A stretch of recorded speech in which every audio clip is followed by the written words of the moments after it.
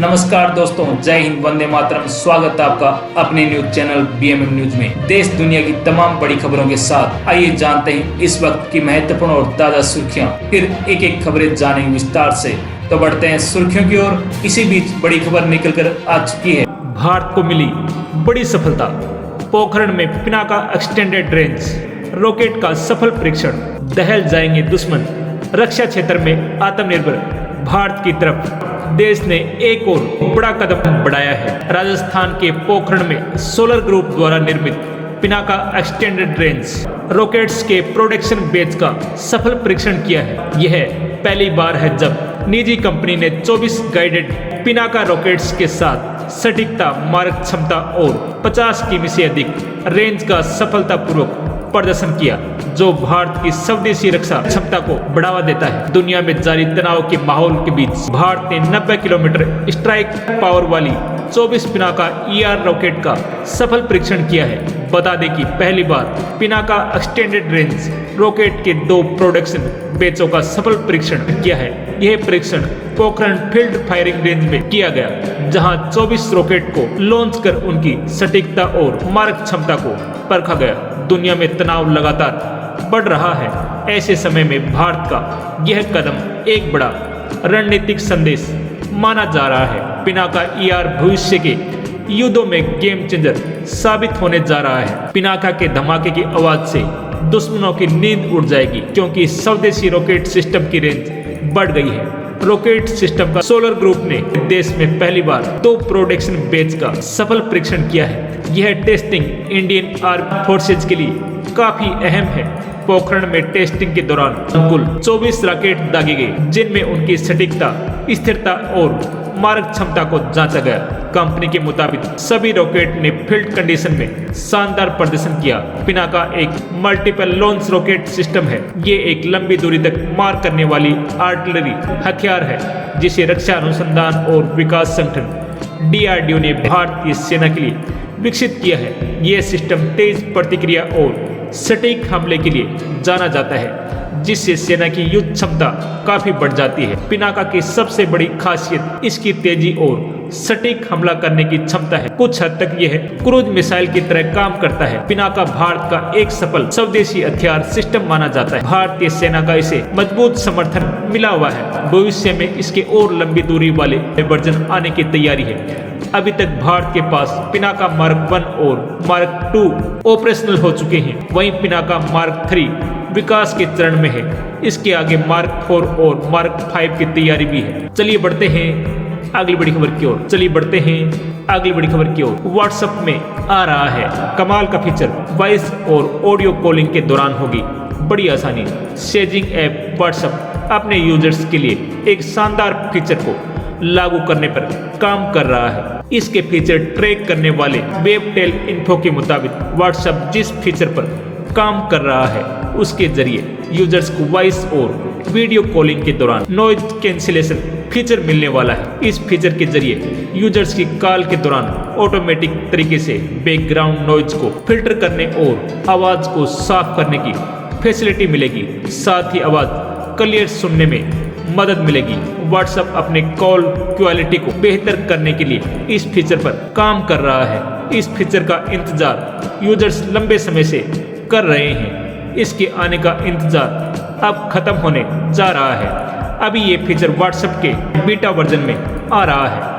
इसके जरिए यूजर्स को कॉल के दौरान आसपास के शोर से बचने की सुविधा मिलेगी। एंड्रॉइड ऐप के साथ साथ ये फीचर व्हाट्सएप वेब पर भी मिलने वाला है। इसके इस तस्वीर के जरिए समझा जा सकता है कि इस फीचर को हाल ही में एंड्रॉइड अपडेट के जरिए देखा गया है और इसके तहत यूजर्स को वॉइस कॉल्स और वीडियो कॉल्स के दौरान साफ कम्युनिकेशन का एक्सपीरियंस मिलेगा। व्हाट्सएप ऐप के फीचर ट्रैकर वेबटेल इन्फो के मुताबिक इसे एंड्रॉइड ऐप वर्जन 226118 में देखा गया है। इसको फिलहाल डेवलपमेंट फेज में देखा गया है और इसके एंड्रॉइड ऐप में व्हाट्सएप के फ्यूचर वर्जन में मिलने वाला है। व्हाट्सएप बीटा इन्फो के मुताबिक नॉइज कैंसिलेशन फीचर को इस तरीके से डिजाइन किया गया है कि ये वॉइस वीडियो कॉल के दौरान आसपास की अनचाही आवाजों जैसे ट्रैफिक का शोर, हवा का शोर या आसपास की बातचीत को कॉल सुनने वाले तक पहुंचने से रोक देता है। इसके तहत यूजर्स काफी आसानी होने वाली है। चलिए बढ़ते हैं अगली बड़ी खबर की ओर।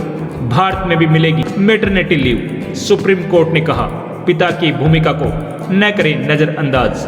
देश की शीर्ष अदालत ने केंद्र सरकार ने कहा कि वह मैटरनिटी लीव यानी पितृत्व अवकाश को सामाजिक सुरक्षा लाभ के तौर पर मान्यता देने के लिए कानून पर विचार करे। इसके साथ ही सुप्रीम कोर्ट ने कहा कि बच्चे की परवरिश कोई एकल जिम्मेदारी नहीं है और भले ही बच्चे के विकास में माँ की भूमिका महत्वपूर्ण होती है, लेकिन पिता की भूमिका को नजरअंदाज करना अन्यायपूर्ण होगा। सुप्रीम कोर्ट ने ये भी टिप्पणियां उस समय आई जब उसने बच्चे को गोद लेने संबंधी मामलों में ऐसे प्रावधान को निरस्त कर दिया जिसके तहत 3 महीने से कम उम्र के बच्चे को कानूनी रूप से गोद लेने पर ही संबंधित महिला को मैटरनिटी लीव मिलता था। इस प्रावधान को खारिज करते हुए अदालत ने कहा कि गोद लेने वाली मां को 12 सप्ताह का मातृत्व अवकाश मिलना चाहिए, भले ही बच्चे की उम्र कुछ भी क्यों न हो। Justice JB. पारदीवाला और आर. महावेदन की बेंच ने इस पर भी जोर दिया कि मैटरनिटी लीव का प्रावधान लैंगिक भूमिकाओं को तोड़ने में मदद करता है, पिताओं को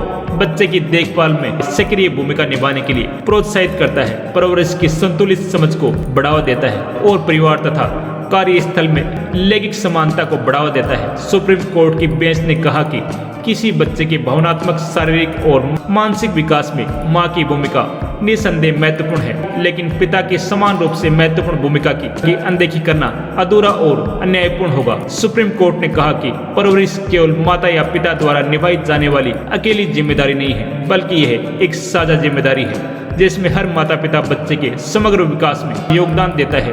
इसने कहा कि समाज अक्सर मां की भूमिका को बच्चे के जीवन में सबसे अधिक आवश्यक और अपरिवर्तनीय मानता है, जबकि पिता भले ही शुरुआती समय में मौजूद रहे, उनकी भूमिका उतनी अंतरंग या अनिवार्य नहीं मानी जाती। सुप्रीम कोर्ट ने यह भी कहा कि पिता की भूमिका भी महत्वपूर्ण है और इसे नजरअंदाज नहीं करना चाहिए। चलिए बढ़ते हैं अगली बड़ी खबर की ओर। देश में भीषण गर्मी के बीच अब मौसम विभाग का एक और टेंशन वाला अलर्ट सामने आया है। आईएमडी ने 21 राज्यों में बारिश तूफान का अलर्ट जारी कर दिया है। लोगों को बेहद अलर्ट रहने के लिए कहा गया है। इस दौरान आकाशीय बिजली गिरने के साथ 60 से 75 किलोमीटर प्रति घंटे की रफ्तार से हवा चलेगी। बड़े पैमाने पर तूफान के कारण दिन के तापमान में 2 से 3 डिग्री सेल्सियस कम रहेगा। 6 राज्यों में ओलावृष्टि की भी चेतावनी है। पश्चिमी उत्तर प्रदेश और आसपास के क्षेत्रों में निचले सौमंडल स्तर पर एक चक्रवाती परिसंचरण स्थित है। पूर्वी उत्तर प्रदेश और आसपास के इलाकों में निचले सौमंडल स्तर पर एक चक्रवाती परिसंचरण मौजूद है। आईएमडी के मुताबिक भारी बारिश और तूफान की चेतावनी जारी की गई। मौसम विभाग के मुताबिक उत्तर प्रदेश के कुछ जिलों में गरज चमक के साथ आंधी